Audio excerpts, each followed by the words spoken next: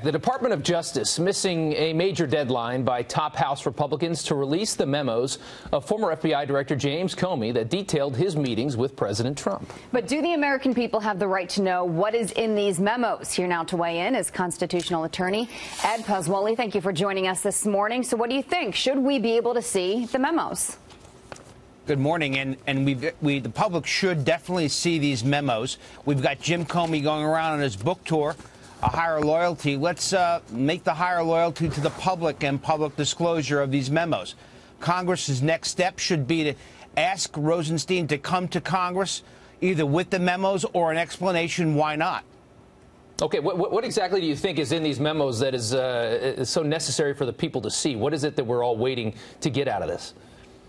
You know, it's not a question of what I think's in the memos. Clearly, it forms the basis of some of the claims in Comey's book about conversations he had with the president at various points. And so while you have Jim Comey going around the nation on national television talking about his conversations with the president, I believe that Congress and ultimately the public have the right to see the basis of Jim Comey's notes. After all, they are DOJ, FBI materials. They're government materials.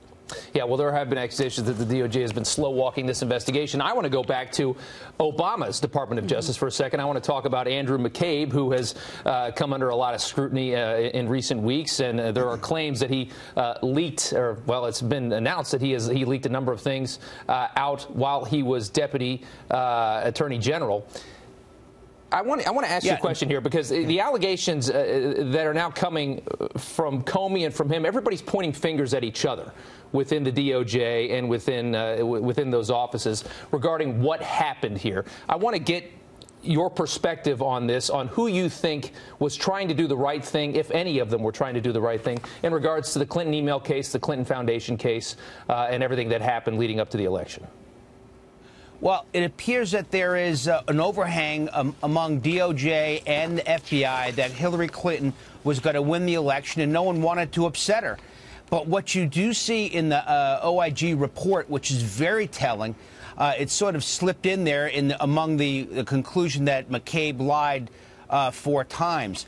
The one other key point is that there was a phone call from the Department of Justice to McCabe that tried to impact or shut down the 4 independent FBI investigations that were going on across the country about the Clinton Foundation. Now, think about that for a second. Equal treatment under the law? I don't think so. You have DOJ, Obama DOJ, putting their finger on those investigations that they don't go very far with the Clinton Foundation, while you have, on the other hand, everybody looking for something to investigate with respect to Donald Trump. Let's take a look at this this part of this phone call anyway here, dated August 12, 2016, the McCabe call. And it says McCabe said that a top Obama DOJ official expressed concerns about FBI agents taking overt steps in the Clinton Foundation investigation during the presidential campaign. According to McCabe, he pushed back, asking, "Are you telling me that I need to shut down a validly predicted investigation?" Excuse me. What is your thought when you hear that? Well, it concerns me greatly, and I think you're going to see, hopefully you'll see some of this come out when the OIG comes out with its report in May regarding the Clinton Foundation. But the real question is, who was the person on the Department of Justice who made the call to Andrew McCabe, and on what authority did that person make the call to try to chill those investigations that the FBI had undertaken, not just in one city, but 4 cities? And just to explain this to people, you've got McCabe that was leaking information that it appears he was trying to make himself look more credible as he oversaw these 2 investigations into the Clinton Foundation. And then over at the Justice Department, you've got Loretta Lynch at the helm, who's meeting with Bill Clinton on the tarmac.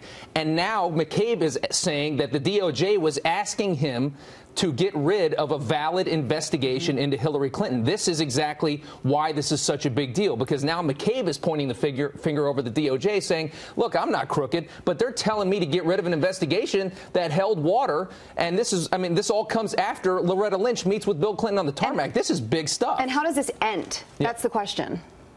Well, the question is how it ends is when you work up the food chain. So the next step is to identify who at DOJ made the phone call to McCabe and on what authority was that phone call made, because it does all tie together around the circumstances around a tarmac meeting. And you also have indications that both Comey and McCabe are at odds as to whether McCabe had authority to leak information.